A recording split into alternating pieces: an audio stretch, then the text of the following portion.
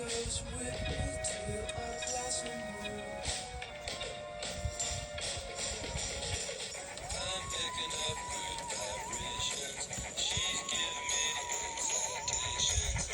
I'm picking up good vibrations. Woo! I just came in from the beach, and now it's time to do some learning. Oh, Junior, you're here already. Great to see you, friend. Great to see you. Oh, well, I'll just leave my stuff with you, Junior. You don't mind. It's good to see you in class today, Junior. Where's all my other students? They taking Sunday off? What? Psh. Well, you know, with all this sea of knowledge, I'm gonna have to get my real hat on. All right, we're gonna need a lifeguard for this. So, I have some sand, and I hid my scissors from myself because I was afraid I would hurt myself. But I think it has a tight corner.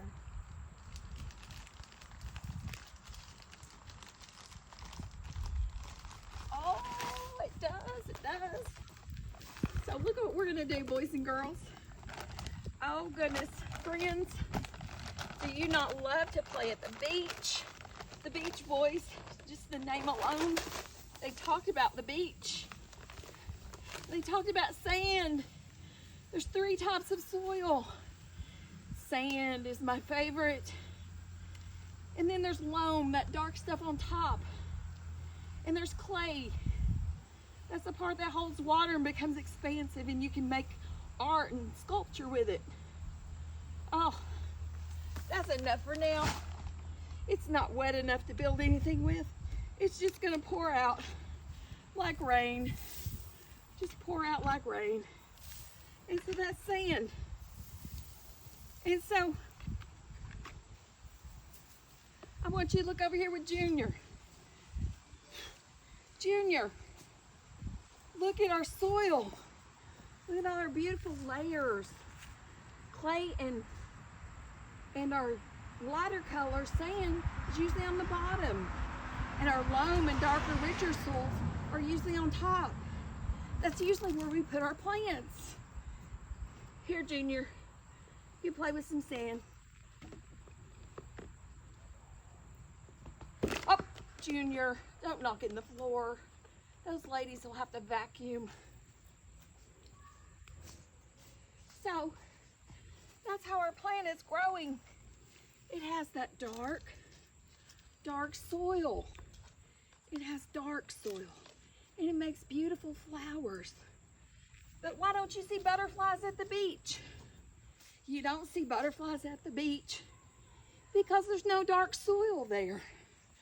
Okay, you got me. There is dark soil in Hawaii. I think it's the Philippines and Indonesia. Or did I get that wrong? Let me check my notes. Because they have volcanoes there. And where there are volcanoes, they have lava, and they have this rock called basalt. That's B-A-S-A-L-T, basalt. Oh, by the way, I came in so fast and in a hurry, I forgot to introduce myself. I'm Miss Gina, and you're at Gina's Planet. This is my outdoor classroom, and Junior's the only one that took Sunday to come and learn. He's the only one serious about his education. So, we do what we can do.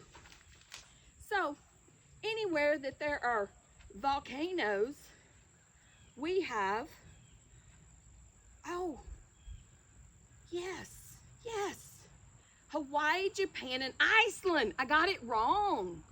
Oh, sometimes we make mistakes, and sometimes people get misconceptions when we make mistakes. So let me correct it. We have lava and basalt rock, and we have black sand in Hawaii, Japan, and Iceland. And then we have pink sand in the Philippines, Greece, Bermuda, Bahamas, and Indonesia. There's something called foraminifera. Yeah, that's a hard word. Foraminifera. And it's a red single-celled organism, and it lives in the coral reef. And you find pink sand in tropical places. Tropical places have pink sand because of erosion. Erosion makes rocks fall down off of hills, roll into water, flow down streams, get rushed in by waves, and they turn into tiny little pieces that become sand or soil. And that's why there's gritty pieces in our sand. You can feel that, right? Oh, here, feel that on your hand.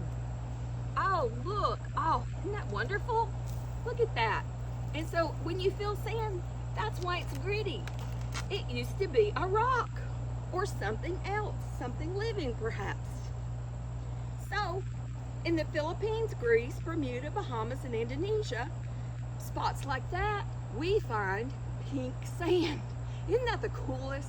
I've got to go to some of these places. I've never seen black sand or pink sand other than some I tried to tie-dye. But, you know, it could happen.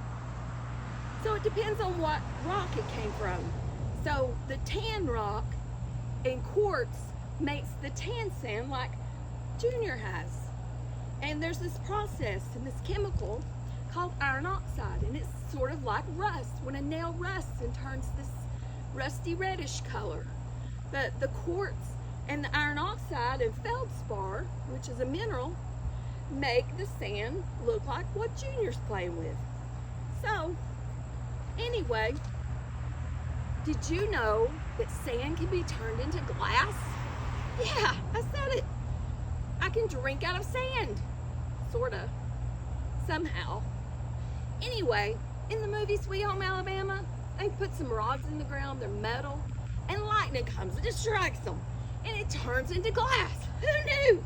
That was so cool. But there's still people today that put them in hot smelting ovens and make glass out of sand and this flux material.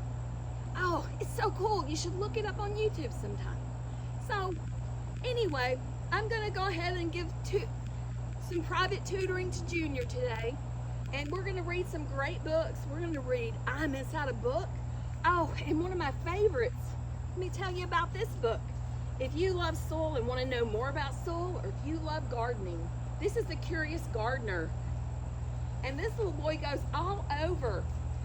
That is the title of this story, is The Curious Garden by Peter Brown. And it has the most, fly little ladybug, fly. It has the most amazing pictures. He's just going all over his little dreary town. And you need to read this book. And then in the end, he makes it quite extraordinary. He puts all kinds of green spaces and topiaries. And those are like shaped plants that are in the shapes of animals. But remember, you might not find butterflies at the beach, but they do make great pollinators for your flowers. And be a pollinator protector. Protect your butterflies and bees. And you can go learn about sand in your local library. And that's all for today. And so